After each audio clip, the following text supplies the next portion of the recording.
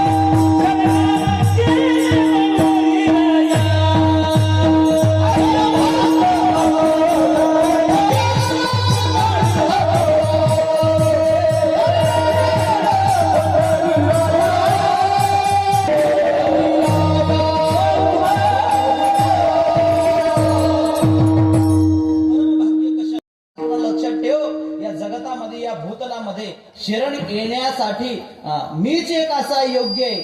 मनात जर शरण आलं तरच जीवनाचं कल्याण झाल्याशिवाय राहणार नाही. विढाला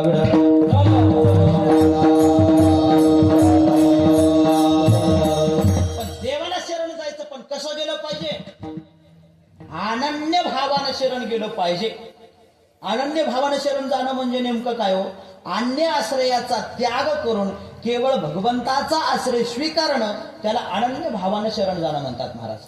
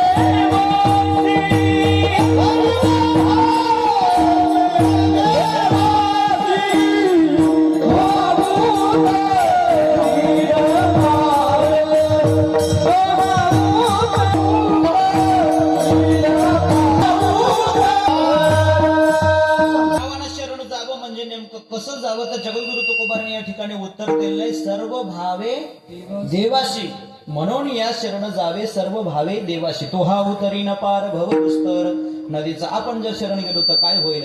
जो भवसागर आहे, हा जो दुःख सागर आहे, या दुःख सागराच्या पहिल्या तेराला तो परमात्मा नेऊन पोहोचतो. बरं ठीक आहे, अनन्य भावानं शरण जाणं म्हणजे नेमकं काय? अन्य आश्रयाचा त्याग करून केवळ भगवंताचा आश्रय घेणं, त्याला अनन्य भावानं शरण जाणं म्हणतात. किंवा माऊली माऊली ज्ञानोबारांच्या भाषेमध्ये जर सांगायचं झालं तर माऊली माऊली ज्ञानोबारांनी अनन्य या शब्दाचा विग्रह करत असताना 2-3 उभे आपल्या समोर ठेवलेले आहेत.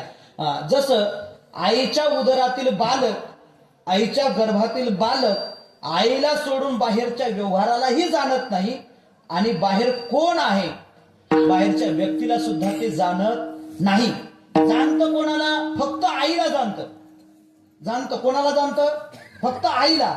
आईला सोडून आईच्या व्यवहाराला सुद्धा ते जाणत नाही. आणि बाहेर कोण कोण आईच्या नात्यामध्ये कोण कोण व्यक्ती येतात त्या लोकांना सुद्धा ते जाणत नाही. जैसे गर्भ गोळू उद्यमाते कोणाही नेणे. माऊली माऊली ज्ञानोबारांनी त्याचे चिंतन केले. पै सर्व भावेशी उकिते ओपिले मजची चित्ते, जैसे गर्भगोळू उद्यमाते कोणाही नेणे. तसं ज्याच्या चित्तामध्ये मी सोडून दुसरं काही येत नाही, तोच मला अनन्य भावानं शरण आला. विठाला विठाला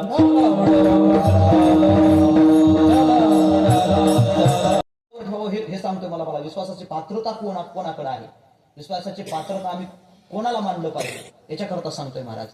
50 लाख पगार असणारा मुलगा आपल्या आईकडे, वृद्ध असलेल्या आईकडे, वृद्ध असलेल्या बापाकडे ढुकून सुद्धा बघत नाही महाराज, ढुकून सुद्धा बघत नाही. बाप मरून जवळजवळ 25 दिवस झाले महाराज, त्या घरामध्ये कुणी सुद्धा प्रवेश केला नाही.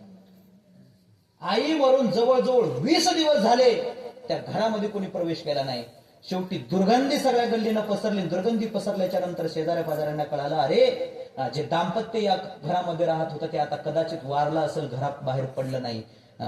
काय झालं असेल त्यांना महाराज. नगर परिषदला संपर्क साधला. नगर परिषदला संपर्क साधून महाराज ज्या वेळेस दरवाजा उघडला ना महाराज, दरवाजा उघडला ना, अक्षरशः त्या पलंगावर बापाचा असा सापळा पडलेला आहे. सापळा, आता शरीरामध्ये रक्त राहिलं नाही, शरीरामध्ये मांस राहिलं नाही महाराज. किती दिवस झाले असतील विचार करा.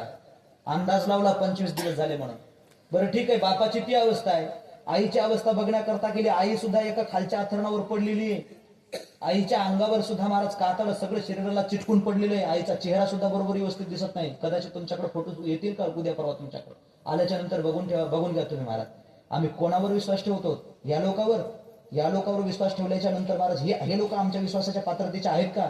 जगद्गुरु तुकोबारांनी सांगितलं महाराज, स्त्रिया पुत्र कलत्र हेतव नाशिवंत, शेवटीचा अंत कोणी न पावती, बांधुनिया देती यमाच्या हाती, आणि भूषणी घेती काढुनिया. मला पुढचा मुद्दा सांगायचा आहे. आयशिया चोरा